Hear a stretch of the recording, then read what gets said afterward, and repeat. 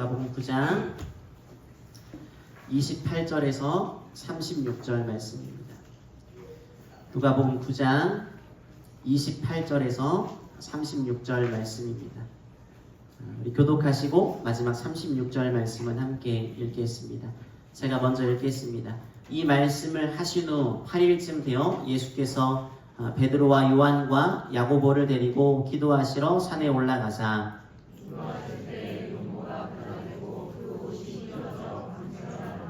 문득 두 사람이 예수와 함께 말하니 이는 모세와 엘리야라.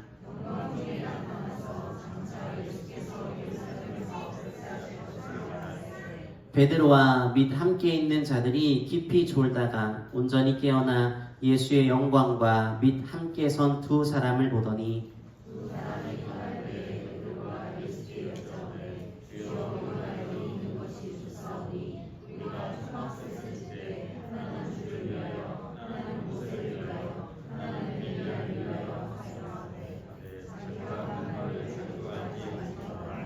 이 말할 즈음에 구름이 와서 그들을 덮는지라. 구름 속으로 들어갈 때에 그들이 무서워하더니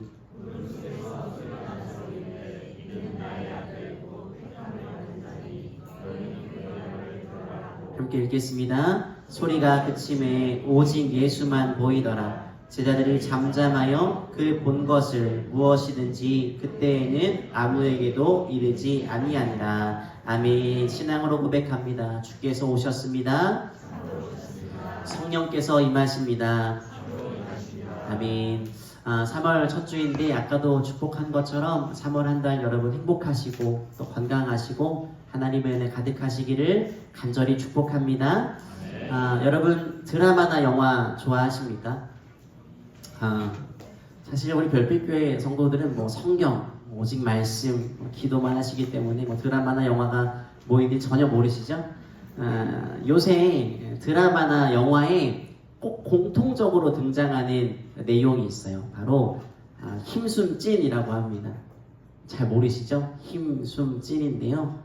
겉으로 봤을 때는 굉장히 유약해 보이고 아무 능력도 없어 보이는 사람이 어떤 위기의 상황, 문제가 생겼을 때 돌변합니다. 평소에 못 보던 능력이 막 발휘가 돼요. 영화 속 그런 장면들이 많이 있는데 슈퍼맨 같은 것들도 그랬죠. 평소엔 굉장히 어리버리해 보이는 모습인데요. 적이 공격을 해오면 휘리릭 변신을 하더니 강력한 능력을 보입니다. 우리나라 역사에도 평소에는 굉장히 어리숙한 모습을 보이다가 탐관오리의 정체를 밝히는 암행어사들이 있었습니다. 평민의 행색을 하고 숨어들어요. 누구도 알 수 없는데 시민을 구원하는 민중의 지팡이 같은 역할을 했습니다. 겉으로 보았을 때 몰랐지만 진짜 능력이 감추어져 있었던 거죠. 오늘 본문에 예수님이 그런 것 같습니다. 평소에 보이지 않았던 모습을 보여주세요. 제자들에게 놀라움을 선사합니다. 오늘은 주연후 마지막 주일이고 변화주일이라고 합니다. 산상 변화주일로 지키는데 여러분이 변화주일은 예수님이 베드로, 야고보, 요한 이 세 사람을 데리고 산 위에 올라가셨을 때 예수님의 얼굴이 해처럼 빛나고 옷은 빛과 같이 하얗게 된 것을 기념하는 주일입니다. 저는 그래서 오늘 변화를 보이신 이유라는 제목으로 말씀을 나누려고 합니다. 이 내용은 변화산 사건이라고 잘 알려진 말씀이죠. 예수님이 세 사람을 데리고 산으로 올라가십니다. 이 산이 어디인지는 학자들마다 의견이 조금씩 분분합니다. 분명한 건 예수님의 형체가 변화해서 변화산 사건이라고 불리웁니다. 그 산에서 예수님이 영광스러운 모습으로 변형되셨죠. 얼굴은 해같이 빛났고 옷은 빛과 같이 희어졌습니다. 여러분 제자들이요 지금까지 경험하지 못한 천상의 이벤트를 보게 되었다라는 말이에요. 그런데 이 놀라운 모습으로 변화된 것을 기념하는 이 변화주일이 이번 주 수요일부터 사순절이 시작된다라고 말씀드렸죠. 예수님의 고난을 나타내는 사순절과 맞닿아 있습니다. 그 이유가 무엇일까요? 이 변화주일 사건이 어떤 의미가 있을까요? 예수님은 왜 제자들에게 당신의 신비한 모습을 보여주셨을까요? 그 이유 중에 하나는 분명합니다. 바로 제자들로 하여금 고난을 견뎌내도록 하기 위함이었습니다. 그날 제자들은요, 내가 평소에 잘 안다라고 생각했던 예수님의 새로운 모습을 보게 됩니다. 늘 어찌 보면 남루한 행색이었을 거예요. 병자들, 귀신 들린 사람들, 사회적인 약자들 곁에 머무시던 그 주님의 모습이 익숙했겠죠. 그런데 그들은 그날 빛에 감싸인 변화된 예수님을 만나게 됩니다. 모세와 엘리야와 더불어 담소를 나누시는, 이야기 나누시는 주님의 모습을 보고 놀라게 되죠. 그때서야 그들은 주님이 하나님의 아들인 것을 알아보았습니다. 이미 앞서서요, 주님이 순환을 예고하세요. 곤고하고 괴로운 날을 이제 제자들이 견뎌야 합니다. 예수님이 십자가를 향해 걸어가시기 때문이죠. 제자들에게 그 거룩한 모습을 보여주심으로써 영적인 힘을 지금 공급해주고 계시다라는 거예요. 본문 28절을 보시면 이 말씀을 하신 후라고 말하며 본문이 시작됩니다. 변화산 사건의 앞단락 가르침인데요. 이 가르침과 관련이 있다라는 거예요. 앞에서 주님이 십자가 죽음을 예고하십니다. 그것과 이 변화산 사건이 따로 독립된 것이 아니라 서로 연관되어 있다라는 거예요. 마태, 마가, 누가복음 이 세 공간 복음서는 모두 다 동일한 순서로 진행이 됩니다. 가이사랴 빌립보에서 베드로가 신앙 고백을 해요. 주는 그리스도시요 살아계신 하나님의 아들입니다. 고백하고 난 뒤에 예수님이 고난과 죽음을 예고하십니다. 그리고 영광스러운 변형, 이 변화산의 사건으로 이렇게 순서대로 묶어서 소개하고 있습니다. 방금도 말씀드린 것처럼 예수님이 이 일을 일으키시기 직전에 베드로가 그렇게 고백하죠. 주님은 그리스도십니다. 하나님의 아들이십니다. 고백합니다. 그때 주님이 당신이 이제 예루살렘에 올라가면 많은 고난을 받게 되고 십자가에서 죽게 될 것이다 라고 예고하십니다. 다 앞에 나오는 내용입니다. 그리고 제자들에게 말씀하시죠. 나를 따라오려거든 자기를 부인하고 자기 십자가를 지고 나를 따를 것이다 라고 말씀하세요.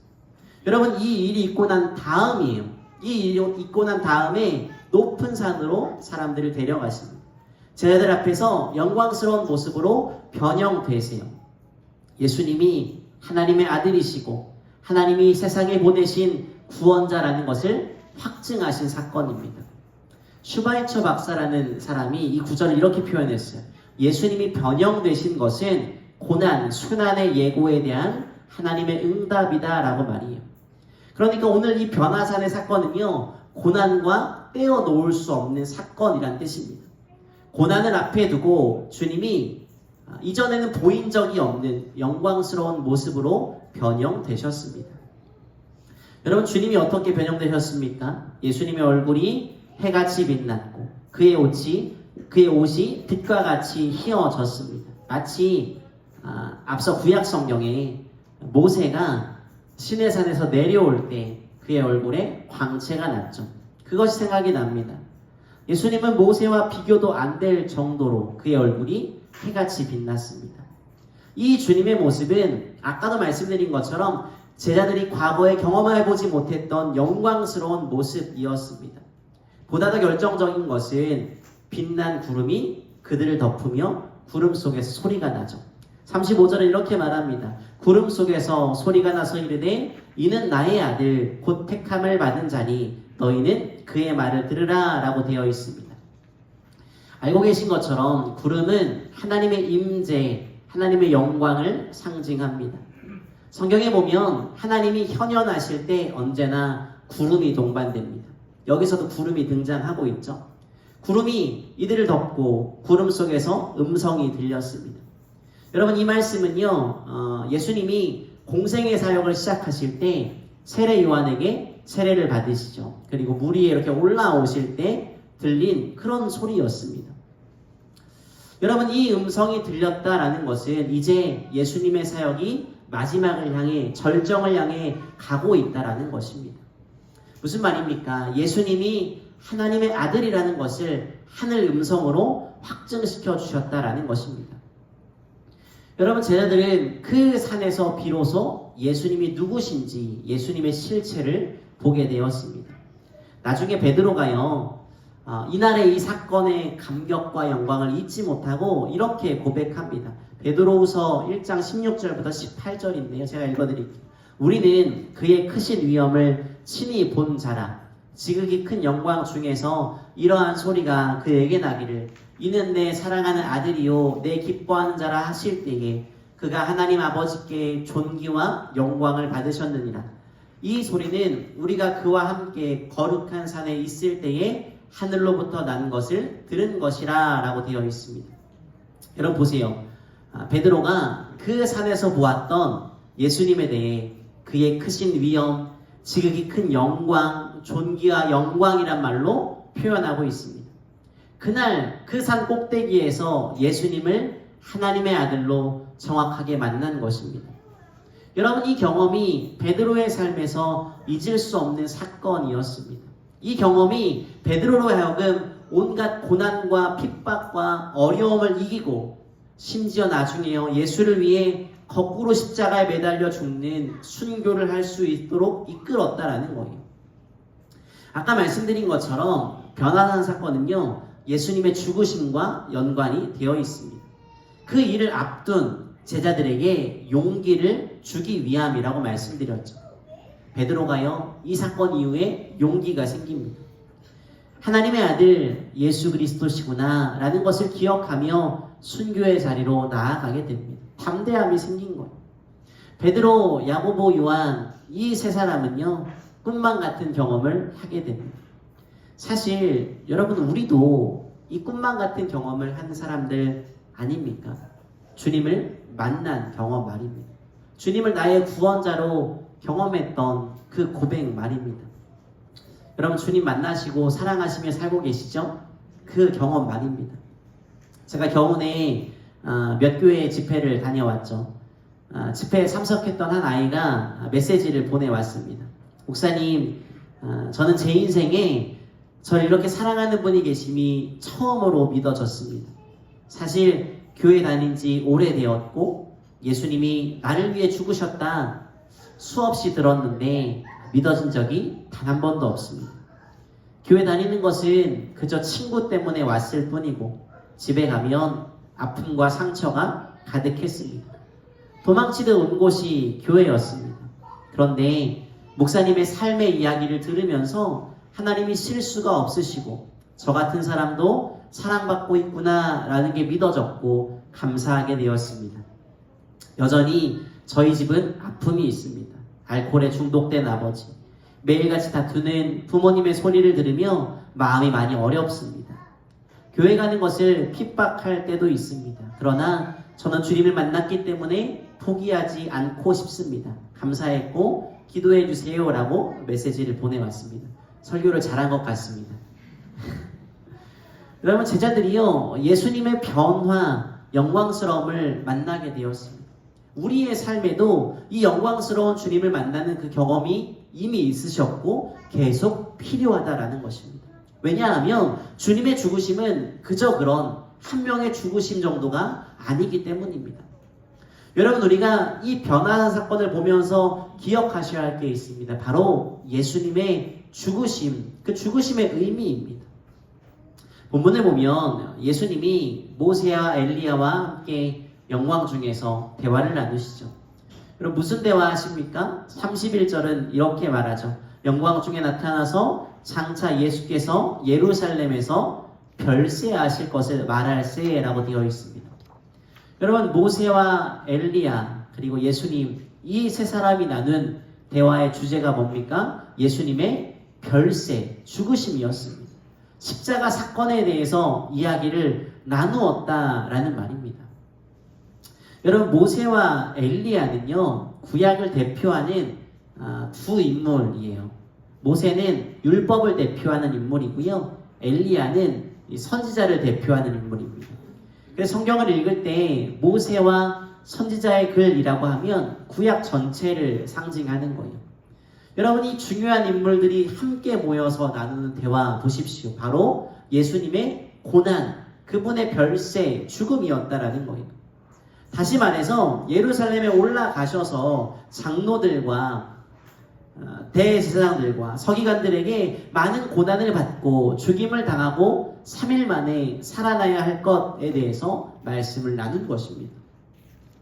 여러분, 그렇습니다. 하나님이요, 주님이요, 하늘 보좌에 계시지 않고 이 땅 가운데 오셨죠. 그리고 꼭 하셔야 하는 게 있는데 다른 것이 아니라 바로 고난을 당하고 십자가에 죽는 것이었습니다.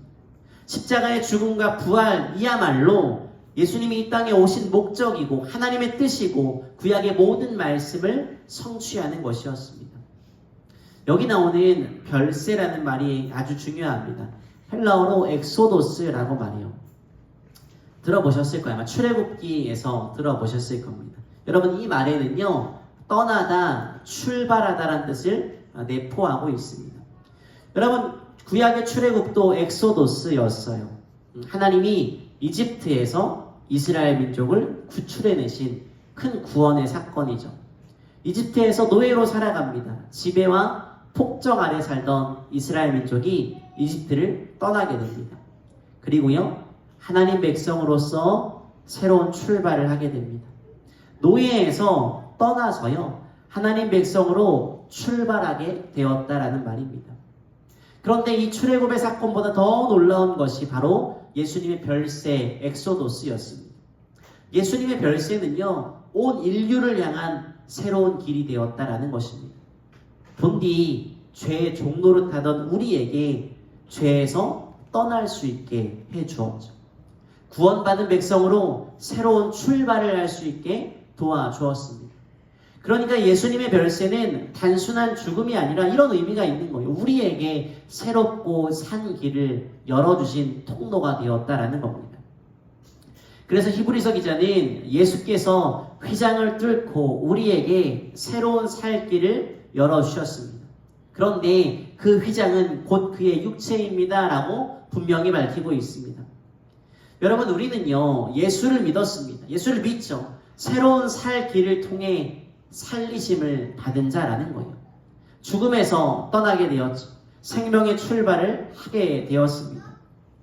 여러분, 우리는 주님의 별세 덕분에 진짜 자유를 얻게 된 줄 믿으시기 바랍니다. 우리에게는 구원받은 백성이라는 길이 마침내 열리게 되었습니다. 여러분, 이 말은요, 이 고통, 십자가의 사건이 있었기 때문에 구원의 기쁨, 영광이 있다라는 거예요.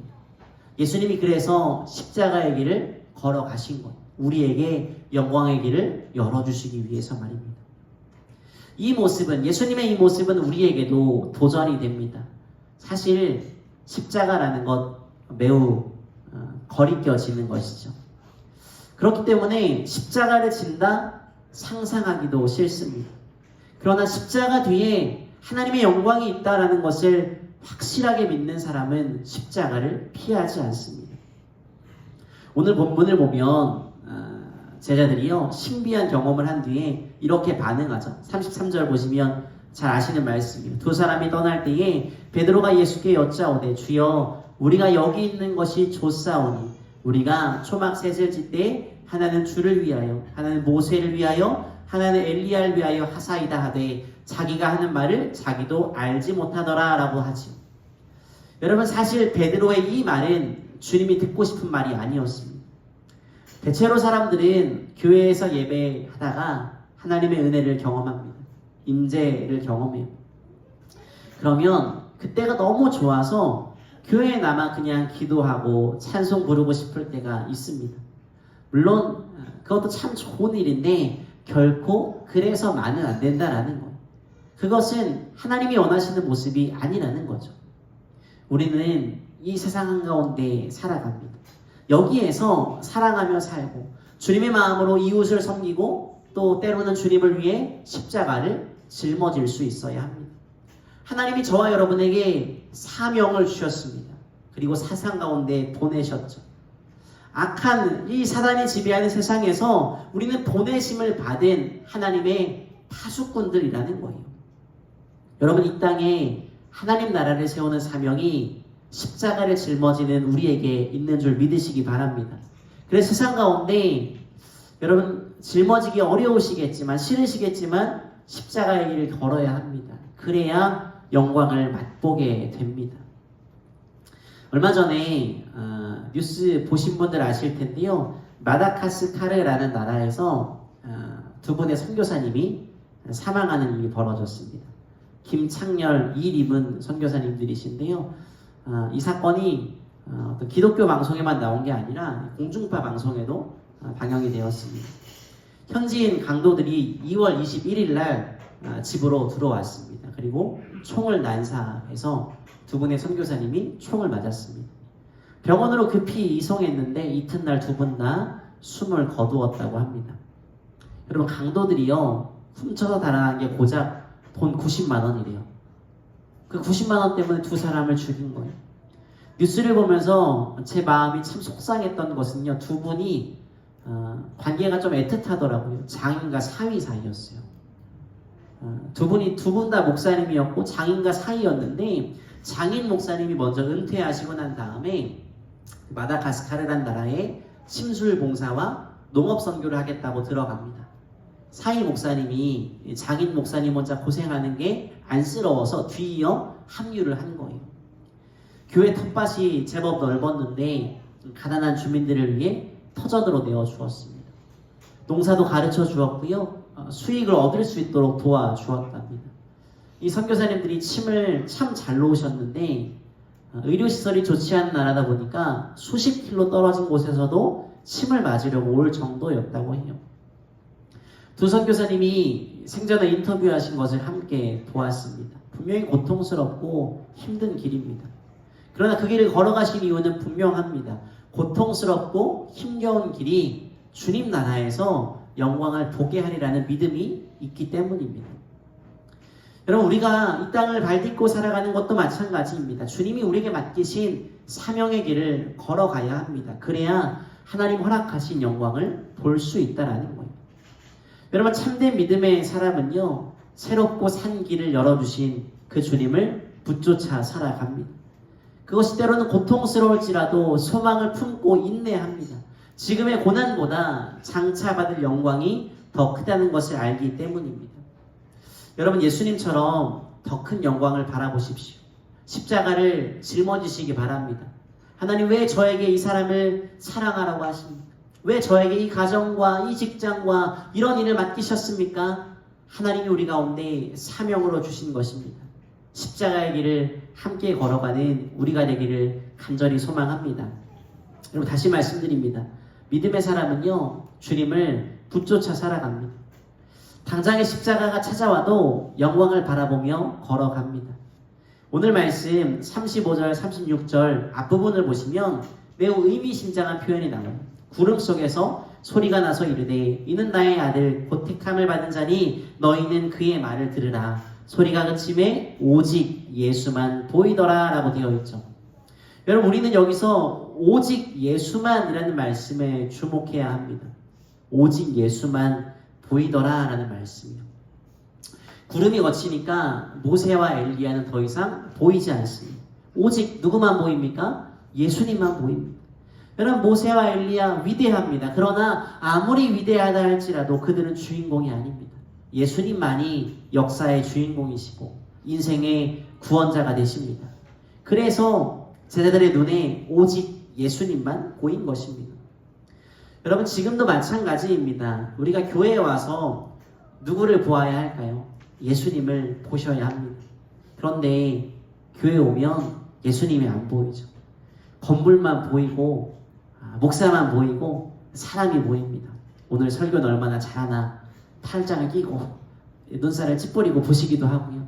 상대방이 했던 말들이 그렇게 곱씹으면서 상처가 되기도 합니다. 물론 삶을 살아가다 보니 그런 것들 없지 않겠죠. 그러나 믿음을 가진 우리의 시각은 주님을 볼 수 있는 데까지 나아가야 합니다. 왜냐하면 왜 그렇습니까? 주님만이 복음이시기 때문입니다. 주님만이 해답이시기 때문입니다. 주님만이 희망이시기 때문입니다. 그러니까 더 넘는 것들을 바라보는 것이 아니라 오직 주님만 바라보아야 합니다. 그리고 주님의 말씀만 붙들어야 할 줄 믿습니다. 아마 여러분 이 그림 아실 거예요. 이 그림 아시죠? 최후의 만찬이라는 레오나르도 다빈치가 그린 아주 유명한 작품이죠. 예수님이 12명의 제자와 함께 마지막으로 만찬을 나누는 장면입니다. 이 그림을 그리는데 수년이 걸렸답니다. 근데 그림이 어느 정도 완성됐을 때 이 다빈치가 친구들 몇 명을 초대했대요. 중간 점검을 위해서 초대한 것 같습니다. 이 보자기로 쌓여있던 그림을 이렇게 보자기를 치우고 자랑스럽게 보여줬대요. 초대되어 온 친구들이 그림에 매료가 되어서 탄성을 질렀답니다. 그때요, 한 친구가 이렇게 말했대요. 여보게 정말 대단한 그림이 있어요. 특히 예수님의 손에 들린 저 포도주 잔, 정말 실감이 나네. 저 유리잔은 정말 놀랍군이라고 말했대요. 여러분, 이 칭찬을 들은 다빈치가요, 갑자기 붓을 가지고 오더니 유리잔을 막 지워버리더래요. 그러니까 그림을 구경하던 사람들이 깜짝 놀라서 아니 왜 유리잔을 지우는가 라고 물었대요. 근데 다빈치가 이렇게 말했답니다. 이 작품은 실패한 그림이니 나는 이 그림을 사람들이 보면서 예수님의 얼굴을 보기 원했지 예수님의 잔을 보기 원한 것이 아니었다네 라고 말했대요. 그리고 그림을 다시 그렸답니다. 다빈치의 중심에는 오직 예수님의 얼굴이 드러나기를 바랬다라는 거예요. 인도의 성자 썬다 싱이라는 사람이 있습니다. 원래 힌두교도였는데 예수를 만나 개종하게 됩니다. 이 사람이 어느 날 영국을 방문합니다. 많은 사람들을 만나게 됐는데 철학 교수 한 사람이 이렇게 질문을 했대요. 당신은 왜 힌두교에서 기독교로 개종을 했습니까? 혹시 힌두교에 없는 그 무엇이 기독교에 있단 말입니까? 라고 말했대요. 그러자 선다싱이 이렇게 대답했대요. 예, 있지요. 예수 그리스도가 계십니다. 라고 말해요. 근데 그 대답은 철학 교수가 원하는 답이 아니었대요. 다시 물었답니다. 기독교에는 당신이 원래 믿던 옛 종교 힌두교에 없는 가르침이나 다른 어떤 교리가 있습니까? 혹시나 그런 것들이 있다면 가르쳐 주십시오. 라고 말했대요. 여러분 사실요, 고등 종교가 가르치는 가르침은요 거의 비슷해요. 이 질문을 받은 선다싱이 다시 대답했대요. 제가 힌두교에서 기독교로 개종한 것은 어떤 가르침이나 교리가 특출하기 때문이 아닙니다. 오직 예수 그리스도 때문입니다. 힌두교에는 구원자 그리스도가 없습니다. 그리스도 때문에 저의 죄를 위해 죽으시고 부활하신 그 주님을 제가 만났기 때문에 저는 종교를 바꾼 것입니다. 라고 말했대요. 이 대답도 철학 교수의 마음에 들지 않았답니다. 그래서 다시 물었대요. 내가 질문하는 것을 잘 못 알아듣는 모양인데 내가 묻는 것은 기독교에 힌두교보다 나은 철학, 사상, 이데올로기, 이념이 있느냐라는 것입니다. 그때 선다싱이 다시 대답했대요. 다시 말합니다. 힌두교에는 없고 기독교에만 있는 것 단 하나입니다. 바로 예수 그리스도입니다. 철학이나 이념이나 교리 때문이 아니라 오직 주님 때문에 내가 변했습니다. 라고 말했대요. 여러분 선다싱도 오직 예수라는 믿음으로 살았다라는 거예요. 사랑하는 별빛교회 성도 여러분, 오직 주님만 바라보시기 바랍니다. 오직 주님의 말씀만 들으시기 바랍니다. 이게 참된 교회인 줄 믿습니다. 오늘 말씀을 정리하겠습니다. 십자가의 고난을 앞두고 두려워하는, 두려움 앞에 처할 제자들에게 주님은 변화하시고 당신이 하나님의 아들 구원자이심을 보이셨습니다. 베드로를 위시한 이 사람들이 변화한 주님을 만나게 되었죠. 우리도 주님을 만났습니다. 그런데 여러분, 이 주님과의 만남 끝이 아니라 계속되어야 할 줄 믿습니다. 왜냐하면 그분이 우리를 위해 죽으신, 별세하신 분이기 때문입니다. 그 죽음이 우리에게 새로운 출발을 열어준 줄 믿습니다. 죄의 종로로 타던 것이 끝이 났습니다. 하나님 백성으로 구원 얻은 자로 새로운 출발을 하게 되었습니다. 여러분이 주님 만나셨죠? 끊임없이 주님을 만나시기를 소망합니다. 이 주님 바라보시고 하나님 말씀에 귀 기울이는 우리 별빛교회 성도들 되기를 간절히 축복합니다. 이게 변화주의를 맞이하는 우리의 모습입니다. 우리가요 변화되어야 합니다. 그리고 변화시키는 사람이 되어야 할 줄 믿습니다. 주님의 영광을 바라본 사람들이 변화했습니다. 밝은 빛 속에 주님을 만났던 사도 바울 역시도 새로운 삶으로 변화하였습니다. 우리 역시도 예수 만난 뒤에 변화합니다. 그리고 이제 산 안으로 내려가서 변화시키는 삶을 살아가야 할 줄 믿습니다. 때로는 그것이 십자가 고난의 길, 죽음의 길이라 할지라도 말입니다. 왜냐하면 그 길 뒤에 우리를 위해 예비하신 영광이 있기 때문입니다. 저는 오늘 말씀을 갈무리하면서 한 가지의 당부를 더 드리고자 합니다. 여러분, 주님의 영광을 보기 위해서, 변화를 경험하기 위해서 필요한 것이 있습니다. 바로 말씀과 기도입니다.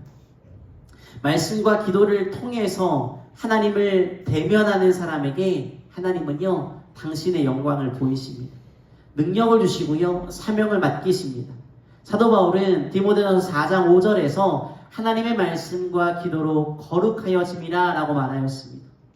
여러분, 오늘 본문의 사건인 변화한 사건은요, 마태복음과 마가복음에도 등장하는데 다른 복음서와는 유독 다르게 누가복음에는 독특한 표현이 등장합니다. 28절 보시면 기도하시러 산에 올라가셨다라고 말하고요. 29절을 보시면 기도하는 중에 용모가 변화되었다라고 말합니다. 여러분, 오직 누가만 예수님이 기도하시러 산에 올라가셨다라고 말합니다. 또 예수님의 변화를 기도 중에 일어난 일이라고 보도하고 있는 것도 누가가 유일합니다. 몇 주 전에 누가복음은 예수님의 기도를 강조하는 책입니다라고 말씀드렸죠. 여러분, 우리가 하나님의 영광을 볼 수 있는 많은 방법이 있습니다. 그러나 그 대표적인 자리가 바로 기도의 자리입니다. 기도하는 중에 하나님의 영광을 경험하게 될 줄 믿습니다. 그리고 그것이 우리를 변화시킬 것입니다.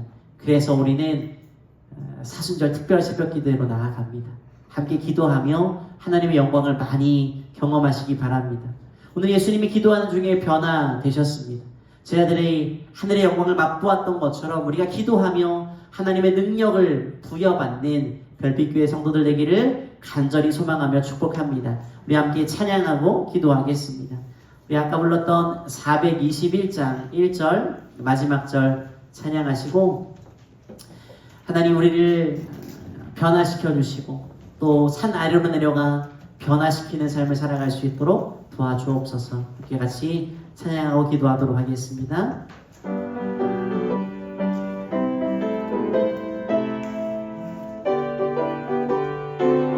찬양합니다. 내가 예수 믿고서 죄사함 받아 나의 모든 것 다 면했네. 지금 내가 가는 길 천국 길이요 주의 피로 내 죄가 씻겼네. 나의 모든 것 변하고 그 피로 구속받았네. 하나님은 나의 구원 되시오니 내게 정죄함 없게. 3절입니다. 내게 성령 임하고 계신 사랑 나의 맘에 가득 채우며 모든 공포 내게서 물리치시니 내 맘 항상 주 안에 있겠네. 나의 모든 것 변하고 그 피로 구속받았네. 하나님은 나의 구원 되시오니 내게 정죄함 없겠네. 우리 함께 주여 한번 부르시고 같이 기도하도록 하겠습니다. 기도하시겠습니다. 주여, 살아계신 하나님, 오늘 이 변화한 사건을 보이시면서 저희들에게 용기를 주셨던 주님, 저희들로 하여금 십자가의 길을 걸어갈 수 있도록 도우신 주님, 하나님 오늘 우리에게도 주님과의 이 뜨거운 만남이 있기를 소망합니다. 하나님, 우리 영혼을 변화시키는, 하나님 우리에게 새로운 길을 열어주시는 하나님 그 멸세의 사건을 우리가 경험했는데 하나님 믿음이 흐릿해질 때가 있음을 고백합니다. 다시금 주님, 하나님의 그 사랑을 기억합니다. 이 사순절 기간을 보내며 주님의 죽으심, 십자가의 멸세를 기억하며 하나님 새로운 출발을 하셨사오니 그 은혜를 붙들고 살아갈 수 있도록 인도하여 주시옵소서. 하나님, 우리가 새롭고 산 길을 걸어가고 있습니다. 구원받은 백성이 되었습니다. 이제 산 아래에서 변화시키는 삶을 살아갈 수 있도록 도와주시옵소서. 십자가의 길을 걸어가게 도와주시고 하나님 예비하신 영광스러운 것을 경험할 수 있도록 우리 붙잡아 주시옵소서. 하나님 우리 믿음이 연약합니다. 넘어질 때가 많이 있습니다. 하나님 도와주시고 함께하여 주셔서 성령으로 충만하게 채워주시고 하늘의 문을 여시고 하나님의 은혜를 가득히 내려주셔서 우리가 사명을 잘 감당하며 나아갈 수 있도록 십자가의 길을 잘 걸어갈 수 있도록 하나님 도우시고 인도하여 주옵소서. 특별히 기도합니다. 오늘 특별 새벽 기도를 통하여서 다시금 우리의 믿음이 불이 일어날 수 있도록 도와주시고 하나님을 사랑하며 필사하고 말씀을 가까이하며 하나님의 내어도 나아가는 복된 시간이 될 수 있도록 도우시고 하나님 함께하여 주시옵소서. 주님을 기대합니다. 성령님 역사하시고 잡아 주시옵소서. 살아계신 하나님, 십자가 고난의 길 앞에 두려워할 제자들을 위해 당신의 변화된 모습을 보이시고 당신이 어떤 분인지 보이셨던 주님, 이 감격으로 인해 베드로를 위시한 사도들이 십자가의 길을 묵묵히 걸어갔던 것처럼 우리에게도 주님과의 뜨거운 만남이 있기를 소망합니다. 이미 주님을 만났는데 혹시나 시간이 지나며 점점 이 감격이 흐릿해지고 어찌 보면 타성에 젖은 신앙을 하고 있지 않았는지 우리의 모습을 다시금 돌아봅니다. 주님, 다시금 주님의 그 십자가 사랑을 기억하며 하나님의 은혜 가운데 나아갈 수 있도록 인도하여 주시옵소서. 특별히 사순절이 시작됩니다. 주님의 별세, 죄에서 떠나 구원받은 백성으로 출발할 수 있도록 열어주신 주님의 그 사랑을 찬양합니다. 사순절기를 보내며 하나님의 그 죽으심과 부활하심과 그 모든 것이 나를 위한 것임을 기억하는 복된 절기가 될 수 있도록 인도하여 주시옵소서. 사순절을 보내며 우리가 다시금 새벽을 깨우고자 합니다. 성경 말씀도 필사하고자 합니다. 하나님 말씀과 기도로 거룩하여지는 놀라운 역사가 임할 수 있도록 인도하여 주시옵소서. 주의 은혜로 변화받게 도와주시고 이제 산 아래인 이 땅에서 이 삶에서 변화시키는 삶 살아갈 수 있도록 성령 하나님 붙드시고 함께하여 주옵소서. 우리 힘으로 불가능합니다. 성령님 날마다 깨우쳐 주시고 하나님의 은혜로 가득히 채워 주시옵소서. 감사합니다. 예수님의 이름으로 기도드렸습니다. 아멘.